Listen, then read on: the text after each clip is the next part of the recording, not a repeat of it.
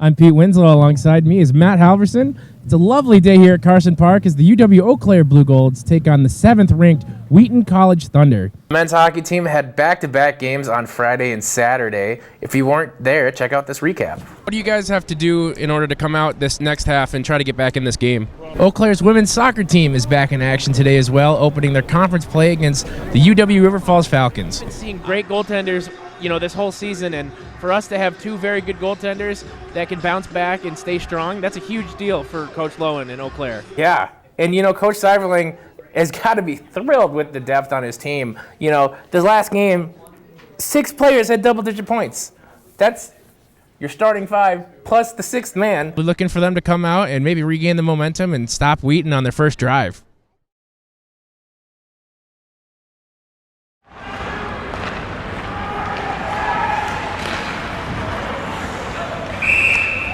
With any sport, representing your country is a top honor, and for one young hockey player, this dream may be more of a reality. It means the world to me just knowing that I've had the honor to be able to represent my country, and just knowing that representing my country is bigger than just playing hockey. It's representing everyone overseas. For Ty Emberson, hockey is more than just a kid's game. It's life. Back in February, Ty left his home of Eau Claire, Wisconsin, and boarded a plane with 16 teammates to Lillehammer, Norway, to compete in the 2016 Youth Olympics. There was 5 teams, and so in preliminary action, every team played each other once. But before Emberson could compete for the gold, he had to make the final roster first. The tournament was in February, and the tryouts actually started probably like 10 months before that. So we had to go to tryouts and just play games and stuff and participate in camps, and then every tryout a couple of kids got cut, and so it just kept getting slimmer and slimmer with the players, and then we ended up going out to New York for a national camp where there were kids from all around the country, and then they cut that down to 1 team and they brought that team to Norway. The Eau Claire Memorial Old Abe would have to leave his team mid-season to pursue his dreams of winning that gold medal. For Ty's parents, the realization of a dream come true was finally hitting them as they would be able to watch their son compete for Team USA.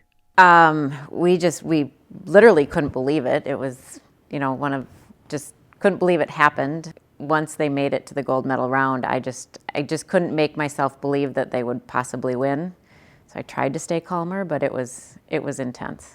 Intense is an understatement, as Team USA would battle against Russia, Canada, Finland, and Norway, winning all but 1 pool play game. The championship match was a rematch against Canada, the only team to beat the U.S. earlier in the tournament. It was definitely a lot faster than over here in the States, but it was pretty interesting playing like Russia. The only team that actually spoke our language was Canada, so that was definitely different, having the language barrier and stuff. But I think once you got out on the ice, it was just hockey. I think it was such a great experience for Ty to be at that level of play. I think I don't want to say it simplifies the game, because he's still going to be playing against incredible competition from here on out.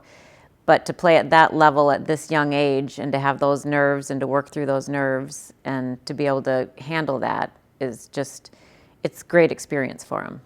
Obviously winning the gold medal was my favorite, but other than that, just being able to go over there and meet everyone from the different countries, it was a great experience. The 15-year-old sophomore returned to Eau Claire an Olympian and hopes to play college hockey for Madison, Notre Dame, or Minnesota.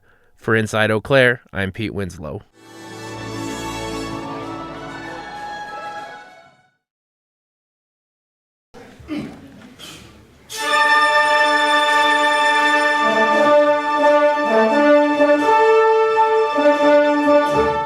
Nothing brings a community together more than the loss of one of their own. The Eau Claire area is mourning the loss of Memorial High School band director Gene Power. Power was killed Saturday night in a car crash, and students and staff alike are remembering how wonderful he was. I mean, it's too bad. I mean, he was really talented in many ways, and also he really changed many people's life, and then. But at the same time, his memory and what he did to many, especially as a teacher, what he did to the students, stays with everybody, right? Before Power became a beloved band teacher, he found himself playing in the top jazz ensemble at UW-Eau Claire, and would later go on to conduct the orchestra under Nobu's guidance. I believed in him, so then he did conduct, and the performance went really well. Yeah, that was probably my first kind of memory that we celebrated together. And I felt like, yes, it was worth it.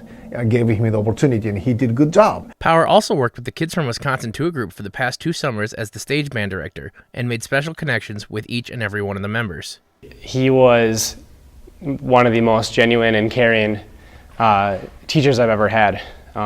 He was very aware of the troop morale, and he always knew exactly like how to make us feel better about what we were doing. Each of you are enough, is what he said. He said that like each one of you kids here, this whole summer would be different without you, and each one of you has something to contribute. That just kind of really struck me because he's just so inspirational.